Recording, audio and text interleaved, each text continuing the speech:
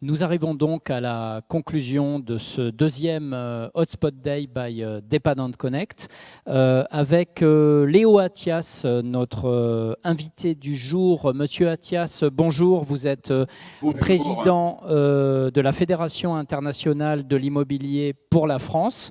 Nous sommes en duplex aussi avec François-Xavier Geland, que je salue et que je resalue pour cette matinée. Bonjour. Vous êtes vice-président Smart Home pour la Smart Buildings Alliance. Léo Attias, vous êtes aussi président de la compagnie d'investissement Arim SAS et de Castel Immobilier France. Vous êtes membre du comité scientifique de l'Institut du management de l'immobilier et de l'Innovation Day du Moniteur.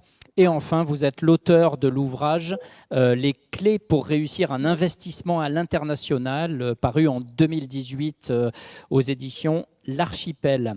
Vous avez aussi dressé un état du numérique à l'international, un travail fait avec France Stratégie, principalement sur l'immobilier en 2016. On a 15 minutes d'échange. Monsieur Attias, ça pourrait durer beaucoup plus parce que vous êtes intarissable sur ces questions, intarissable et passionnant, mais donc on va essayer de privilégier des échanges plutôt concis parce qu'on a quelques questions à vous poser. François-Xavier Geland, je vous laisse le soin de poser la première question à Monsieur Attias. Avec plaisir. Bonjour, Monsieur Attias. On a Bonjour. passé la matinée à parler beaucoup de projets en France et même en Occitanie. Vous avez la chance d'avoir une vision beaucoup plus internationale. Donc, est-ce que vous pouvez nous en faire profiter? Donc, qu'est-ce que vous avez vu, vous, à l'étranger, en termes d'intégration intelligente du numérique dans nos bâtiments? D'accord. Alors, pour répondre à votre question, permettez-moi déjà de vous présenter ma fédération qui a été créée en 1951 par un Français, et ça il faut le rappeler et insister là-dessus, par Pierre Colville, qui a créé cette fédération, donc qui a aujourd'hui 70 ans. Et d'ailleurs, nous devions faire cette année le congrès mondial de l'immobilier à Paris. Et cause Covid, nous l'avons reporté pour l'année prochaine en 2022, qui réunit 50 délégations étrangères et plus de 3000 participants. Et aujourd'hui, nous avons une présence dans 70 pays dans le monde avec un siège à l'ONU. Donc nous avons une visibilité à 360 degrés sur tout ce qui se passe un peu à l'étranger via d'abord les congrès mondiaux qui ont lieu une fois par an et des business au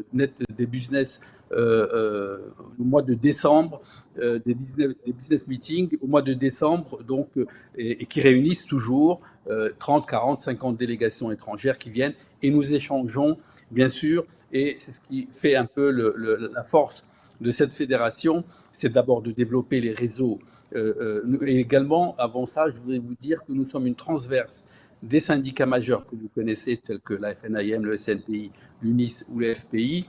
Donc nous fédérons carrément toute la profession immobilière nationale à l'international. Donc on les accompagne également, et ce, c'est pour sécuriser, si vous voulez, les acquéreurs français qui désirent acheter à l'étranger, et inversement, les étrangers qui arrivent en France pour acheter, eh ben, les honoraires passent par nos professionnels. Et ça, c'est important parce que vous savez très bien que chacun a sa mauvaise expérience d'une acquisition à l'étranger par nos Français. D'ailleurs, nous sommes, pour vous signaler, deuxième acquéreur en Espagne et premier acquéreur au Portugal. Alors, sur la question de Monsieur Geland, parce qu'on n'a qu'un quart d'heure encore, Monsieur Attias, donc est-ce que vous pouvez... J'y viens, voilà, c'est pour merci. simplement donc, pour présenter et vous dire que on a cette visibilité, et pour répondre à Monsieur Geland, nous savons ce qui se passe à l'étranger. Alors, pour vous signaler sur ce qui se passe, par exemple aux États-Unis sur le numérique, et ça, c'est une révolution où l'agent immobilier ne se déplace même plus pour faire visiter un bien à un client à lui. C'est justement, il y a ce mandat exclusif et qui est extraordinaire aux États-Unis. Et d'ailleurs, j'ai beaucoup prêché pour l'installer en France. Mais bon, ça mettra du temps, mais ça viendra, je pense, avec l'évolution des nouvelles générations, c'est dès qu'il y a une recherche d'un client sur un bien particulier, et dès qu'il est identifié par l'agent immobilier, eh ben, ce dernier lui donne le code, si vous voulez, de l'immeuble, avec le code de l'appartement à visiter, avec bien sûr l'étage, la situation parfaite, et le client va tout seul visiter l'appartement, et il revient, s'il est intéressé, bien sûr, il revient vers l'agent immobilier, il est identifié, il ne peut pas aller chez un autre agent immobilier parce que le client appartient, je dis bien appartient, à l'agent immobilier qu'il a identifié en premier, ce qui n'est pas le cas en France, hein, à part si vous faites signer évidemment un bon de visite et tout. Mais aux États-Unis, le client appartient à l'agence immobilière, et évidemment la transaction se fait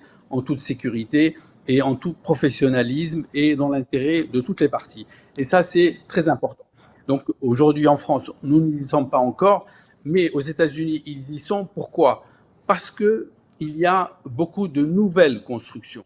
Et dans ces nouvelles constructions, vous avez des nouveaux cahiers de charges qui imposent un peu aux promoteurs et de domotique et des digitalisations perfectionnées, un numérique. Par exemple, il y a aujourd'hui des boutons qu'on appuie avec un code pour ouvrir la porte d'un immeuble. On n'a plus besoin de clé, on n'a plus besoin d'une boîte aux lettres connectée également, un interphone à bouton. Bon, il y a plusieurs choses aujourd'hui qui révolutionnent un peu ces immeubles. Mais nous, en France et à Paris surtout, on a effectivement des immeubles anciens qui sont magnifiques, qui sont très beaux, et on remercie beaucoup Haussmann pour les avoir créés, mais qui ne répondent plus aujourd'hui à une demande, à une nouvelle demande en tout cas, et heureusement qu'il y a le Grand Paris qui va un peu modifier cette donne avec ces nouveaux immeubles qui sont construits un peu sur le Grand Paris et bien sûr en France également. La rénovation énergétique, la rénovation numérique, pardon, excusez-moi, la rénovation numérique du parc ancien des centres-villes. Vous parlez de Paris, mais par extension des centres-villes, des grandes métropoles. Je finis ma question. C'est un enjeu d'attractivité finalement des grandes métropoles. Vous insistez là-dessus, Monsieur Athias? Oui, tout à fait. C'est un enjeu d'attractivité, mais à quel prix? À quel prix? Et ça, je pense que la Caisse des dépôts et consignations avait déjà budgété pour plus d'1 milliard d'euros pour rénover aujourd'hui ces immeubles anciens qui ne répondent plus un peu aujourd'hui à une demande, à une nouvelle demande, à une jeune demande d'ailleurs, des jeunes cadres 30-40 ans qui sont exigeants aujourd'hui, qui sont une génération née du numérique carrément et du digital, et qui sont, je dirais, hyper exigeants sur ce confort des domotiques des immeubles. Alors, bien sûr, la Caisse des dépôts va rénover, mais ça va être très coûteux parce qu'aujourd'hui, il y a le problème des personnes âgées qui sont chez eux et qui ne peuvent pas se payer un EHPAD, par exemple, et qui sont parfois en souffrance. S'ils avaient une domotique chez eux, en appuyant sur un bouton, ils peuvent faire appel à des pompiers, à la police, à un service médical, et malheureusement, c'est en souffrance tout ça. Mais bon, on y vient, et je pense qu'il y a une prise de conscience là-dessus, et ça se fera, mais sur une longueur de temps un peu éloignée. François-Xavier Geland, une question? Alors, je reviens peut-être un tout petit peu en arrière parce que votre exemple aux États-Unis m'intéresse, m'interpelle, et je m'interrogeais sur qui impose aux promoteurs ces systèmes domotiques en fait. Comment ça se... C'est pas la législation, j'imagine, donc comment ça se fait? Alors, je vais vous dire, mais c'est comme en France, hein. Je veux dire, aujourd'hui, pour construire un immeuble, vous avez un cahier des charges qui est imposé par les mairies, sauf qu'aux États-Unis, et pas qu'aux États-Unis d'ailleurs, vous pouvez aller dans les pays où on construit beaucoup, comme l'Allemagne par exemple, comme la Hollande, pas beaucoup l'Italie parce qu'ils construisent pas beaucoup, ou même en Espagne, où ça construit beaucoup, les immeubles sont au goût du jour. D'abord, ils sont au goût du jour parce que il y a, c'est comme ça que vous attirez le client, parce que vous allez lui énumérer la digitalisation et le numérique qui est mis en place, et la domotique en tout cas qui est mise en place et qui fait aujourd'hui un nouvel immeuble. Donc, et d'ailleurs, je vais vous dire, à la revente aujourd'hui, et parfois, et on le voit nous-mêmes, les clients nous demandent, est-ce qu'il y a ci, est-ce qu'il y a ça, est-ce que ah bon, et on est parfois surpris, mais on se dit, mais c'est eux qui sont aujourd'hui exigeants, et c'est une belle aujourd'hui qualité quand c'est installé, vous revendez mieux. Oui, je veux dire, même les questions de chauffage, on y viendra tout à l'heure. Mais si aujourd'hui il y a une trop grosse consommation, s'il n'y a pas une isolation parfaite des conduits, et un calorifugage de la tuyauterie dans les sous-sols. Et s'il n'y a pas ça, et donc il y a une grosse consommation d'énergie, c'est une mauvaise approche pour vendre à un client aujourd'hui. Ça veut dire qu'il y a de grosses charges, et ça fait fuir un peu les clients. Un mot pour les 5 dernières minutes, peut-être, Léo Attias, sur l'Asie, Shanghai. Vous m'avez parlé de Shanghai lors de l'entretien que nous avions eu ensemble. Vous pouvez dire en quoi ça peut être inspirant pour nous? Ben, tout à fait, parce que je veux dire, Shanghai elle existe depuis, on va dire, 30 ans. Et quand vous arrivez de l'aéroport au centre-ville, vous avez un tournis tellement il y a des immeubles très hauts et je ne sais pas, peut-être des dizaines de milliers de nouvelles constructions. Et quand je dis dizaines de milliers, vous pouvez vérifier, c'est impressionnant les constructions. Donc tous ces immeubles-là sont aujourd'hui numérisés, digitalisés, avec tout ce qu'on peut offrir aujourd'hui comme nouvelle technique, si vous voulez. Et ça, d'ailleurs, bon, vous voyez bien qu'aujourd'hui, les Chinois il y a une classe moyenne qui s'est beaucoup développée et enrichie, donc devenue exigeante. Et par conséquent, il faut lui offrir également, je pense, des logements plus que décents et des logements améliorés et des logements très confortables. Le Chinois qu'on a connu avec un pantalon 3/4 et un grand chapeau et une bicyclette, c'est fini. Donc, même vous allez à Pékin, à Shanghai, pratiquement partout en Chine, il y a eu vraiment une révolution de la construction impressionnante. Malheureusement, nous en France, on souffre encore. On souffre parce que je ne pense pas qu'il y ait une réelle volonté politique de construction, et on traîne alors qu'on construit 250 000 logements en France par an, ce qui ne répond pas du tout et qui ne correspond pas du tout à une demande aujourd'hui énorme de logements en France. François-Xavier, une dernière question? On travaille au niveau de la Smart Building Alliance sur un Smart Score, hein. Vous connaissez le Nutri-Score pour les aliments. Smart Score, ça serait être capable de définir le niveau de connectivité, le niveau d'intelligence d'un logement. Est-ce que la FNAIM, la FPI ou à l'international, ce genre de choses pourrait être intéressant à votre avis?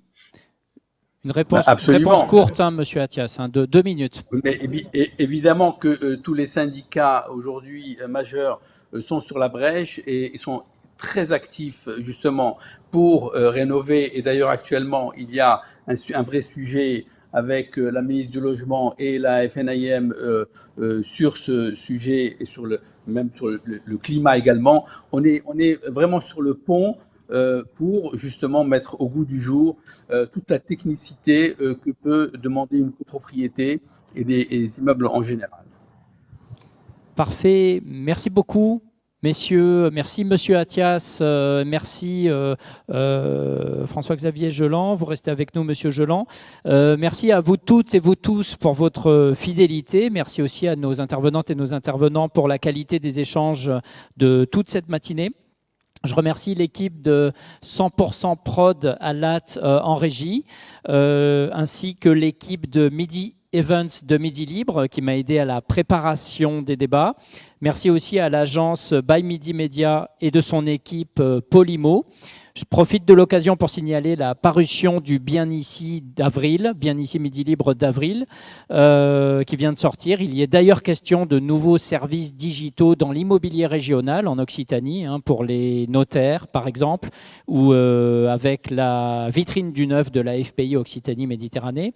Merci aussi à tous les partenaires du Labimo de Midi Libre, sans qui ce Labimo ne pourrait pas prospérer. Je les cite: Habitech, MEA, Proméo, FPI Occitanie-Méditerranée, Angelotti, Le Village Baïséa, Chambre des notaires de l'Hérault, Lidl, Imo Sélection, GGL, Sogeprom Pragma, Gessimco et Kaufmann et Broad. J'espère n'en avoir oublié aucun.